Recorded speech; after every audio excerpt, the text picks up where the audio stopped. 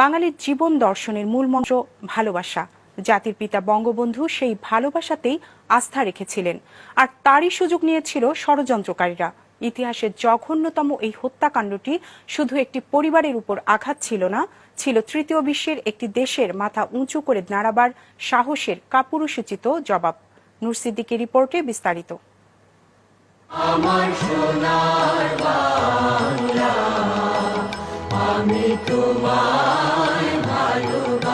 সদ্য স্বাধীন যুদ্ধ বিধ্বস্ত দেশ একটু একটু করে গড়ে তুলছিলেন নিপুণ হাতে। তারই ডাকে ৩০ লাখ মানুষ প্রাণ দিয়েছিলেন, ফলে বহুমাত্রিক দায়িত্ব তাকে ঘিরে ধরেছিল।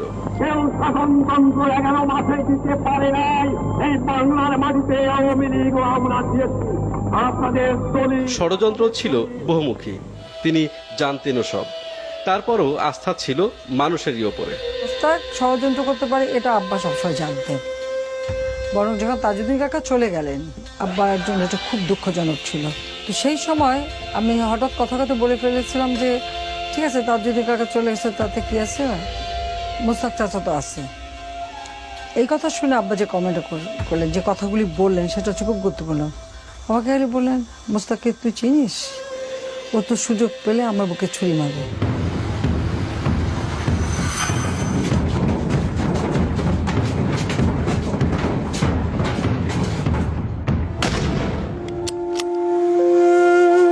সেই আশঙ্কায় সত্য হয়েছিল। ইতিহাসে কান পাতলে আজও শোনা যায় 15 আগস্টের আর্তনাদ। স্বপ্ন তার বুক ভরেছিল, পিতার হৃদয়ে ছিল স্নেহে আর্দ্র চোখ। এদেশের যা কিছু তা হোক না নগণ্য, ক্ষুদ্র তার চোখে মূল্যবান ছিল। নিজের জীবনই শুধু তার কাছে খুব তুচ্ছ ছিল। স্বদেশের মানচিত্র জুড়ে পড়ে আছে বিশাল শরীরে। খন্দকার মুশতাক আহমেদের নেতৃত্বে আজ ভোরে সামরিক বাহিনী দেশের সর্বময় ক্ষমতা গ্রহণ করেছেন।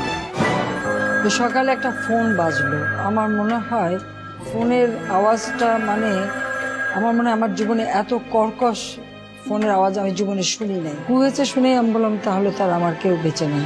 তার রক্তেই মাটি উর্বর হয়েছে সবচেয়ে রূপবান দীর্ঘাঙ্গ পুরুষ।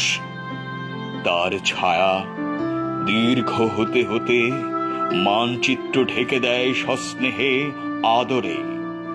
তার রক্তে প্রিয় মাটি উর্বর হয়েছে, তার রক্তে সব কিছু সবুজ হয়েছে। এই সিঁড়ি নেমে গেছে বঙ্গোপসাগরে। নারকীয় সেই হত্যাকাণ্ডের বিচার হতে লেগেছে দীর্ঘ সময়। খুনিদের অনেকের দণ্ড কার্যকর হয়েছে।